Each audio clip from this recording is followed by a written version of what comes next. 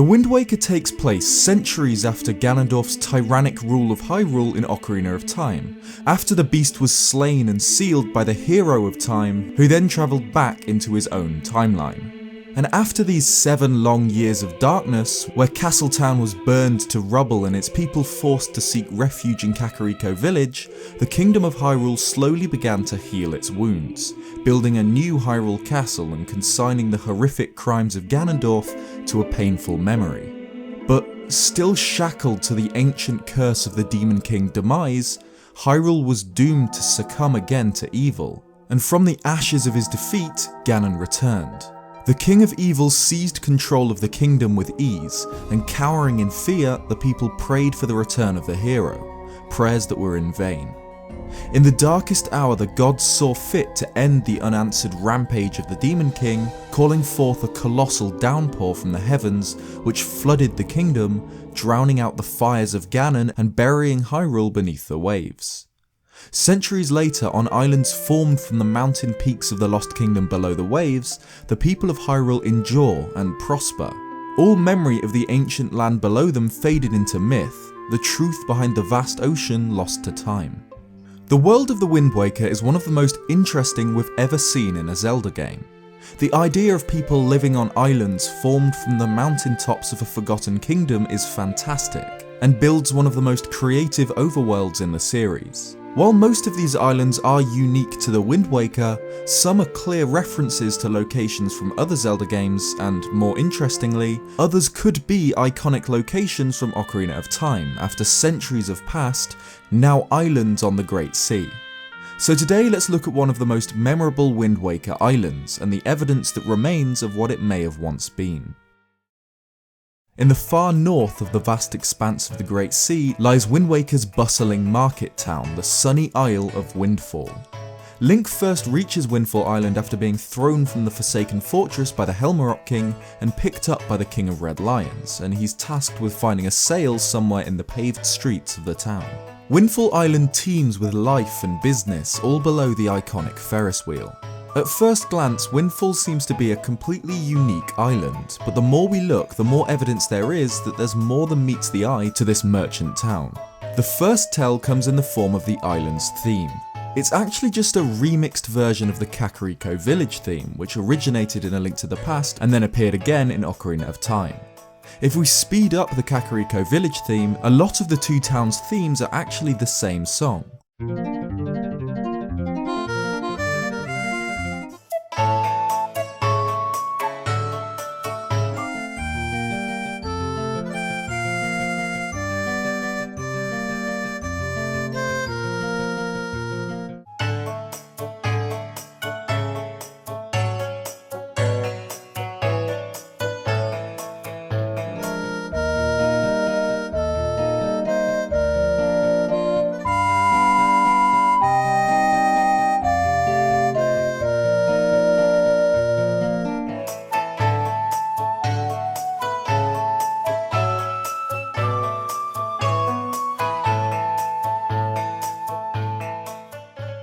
So the developers were definitely trying to evoke the same feelings from the peaceful Kakariko Village in Ocarina of Time, but bumped up the pace to match the nature of the busy market.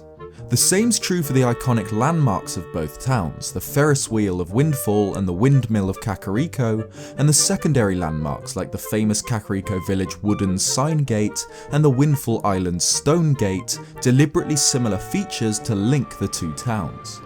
So it's obviously inspired by it, but could Windfall Island actually be the very same Kakariko Village from Ocarina of Time, centuries after the apocalyptic Great Flood? Aside from the clear symbolic references, is there any evidence that Kakariko Village became Windfall Island over centuries? The first place to look is Windfall's location on the world map. The Wind Waker takes place hundreds of years after Ocarina of Time, but it's still meant to be the same Hyrule, just flooded. So if Kakariko became Windfall Island, we'd expect it to sit somewhere near Death Mountain.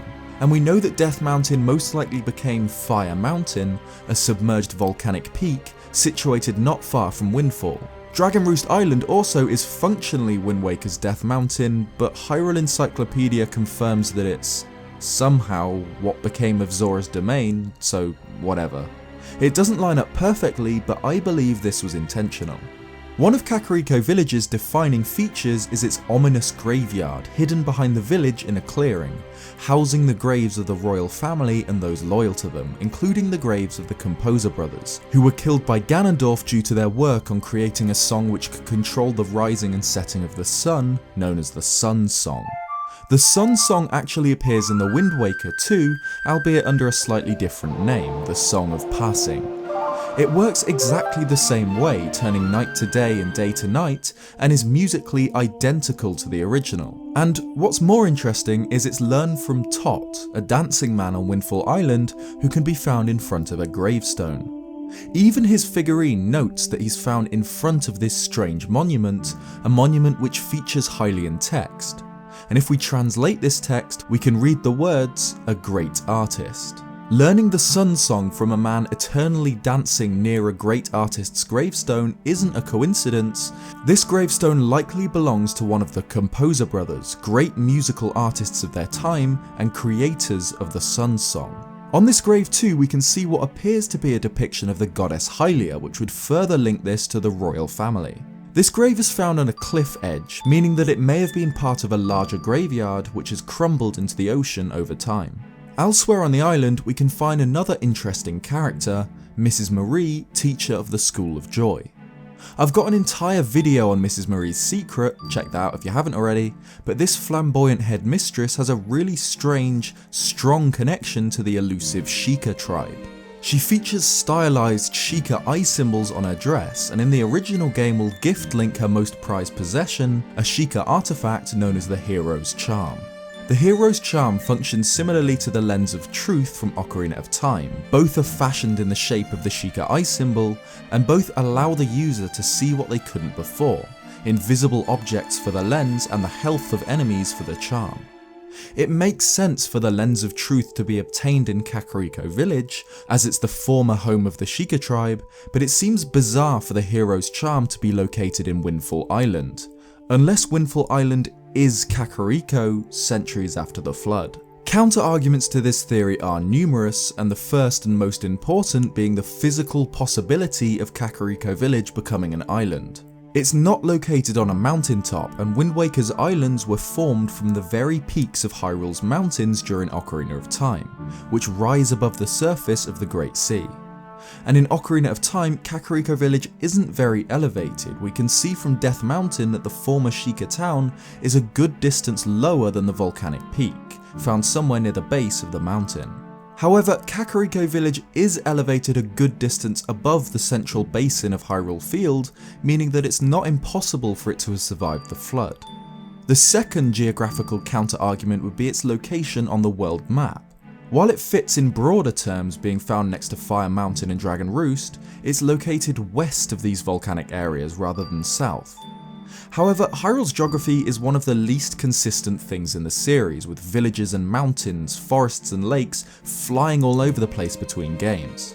Windfall's location isn't enough in my opinion to disprove this theory. Hyrule Encyclopedia helps shed a little bit of light on this theory, claiming that the people from Castletown and Kakariko settled on Windfall Island. And this makes sense. The Windfall Island theme, a remix of the Kakariko theme, sounds like it's played on similar instruments in a similar style to Ocarina of Time's Castletown Market theme, suggesting it's a combination of both main Hylian settlements.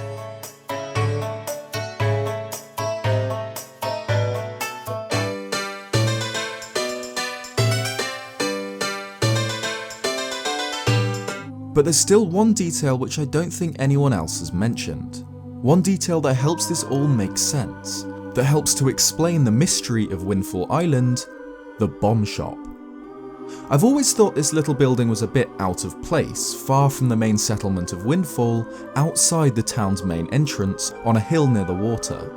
It plays a small part in the game's main quest, where Link has to sneak in through a secret back entrance when Tetra's pirates steal the shopkeeper's bombs. Looking at this strange little building, it doesn't seem too important, except for its weird design. A tall cylindrical tower with a discoloured top, with a small extension at the back. This sort of building is almost identical to many old European mills, many of which have lost their sails and are repurposed as homes. Putting the two side to side, it's almost certain that the bomb shop was, for whatever reason, designed after an old mill. And what other mill in the Zelda series can we connect to Kakariko Village? A mill which we enter through both a door in the front or a secret entrance at the back. The central landmark of Kakariko, the Windmill Hut. Yep, I think the Windmill Hut in Ocarina of Time became the bomb shop in the Wind Waker, centuries after its original purpose was long forgotten. Linking these two buildings together results in some interesting similarities, aside from the obvious fact that the bomb shop is an old mill. The interiors of both are designed with almost identical wooden beams, and both have a spinning mechanism in the centre, the mill in Kakariko and a ceiling fan in the Wind Waker. If this bomb shop actually is the remains of the Windmill Hut, then it makes sense why Windfall Island is this castle-like stone structure. While the windmill used to tower over Kakariko Village, the town of Windfall is much higher up than the bomb shop, suggesting that before the flood, the people of Castletown and Kakariko built a new settlement on the elevated cliffs surrounding their old homes. We know that after Ganondorf's destruction of Castletown, all of the settlement's inhabitants either fled or moved to Kakariko Village. So if they constructed a new part of the town on a high cliff along with the inhabitants of Kakariko Village, it would match Encyclopedia's description of Windfall's origins. In front of both the windmill and the bomb shop sits both towns' central greens, which both feature an iconic lone tree under which characters are known to stand. The two towns actually fit together incredibly well if these two buildings are matched up, with the new castle-like stone Windfall building sitting on the high nearby cliff. It's unclear if Windfall Island is the exact same location as Kakariko Village after hundreds of years, with new buildings and new people. While its location has moved since Ocarina of Time, I love the idea that, when we play the Wind Waker, we visit the very same Sheikah town from the Nintendo 64 classic, repurposed as a bustling market island on the Great Sea. Its music, landmarks, and even its small secrets point to it being at the very least a strong reference to the original, and I'd like to believe that they're one and the same, but it's up to you to make up your own mind. But Windfall is just one island in the vast Great Sea, and Wind Waker is one of the most dense games in the series when it comes to secrets and lore. So if you guys enjoy this video, I'll follow up by looking at another iconic island and its possible history, Forest Haven and the counterpart Forbidden Woods. So what do you guys think about Windfall Island? Could it be built on the remains of Kakariko Village from Ocarina of Time? Let me know in the comments below. If you like this video, leave a like or subscribe if you haven't already for more Zelda content. Cheers guys, and I'll see you next time.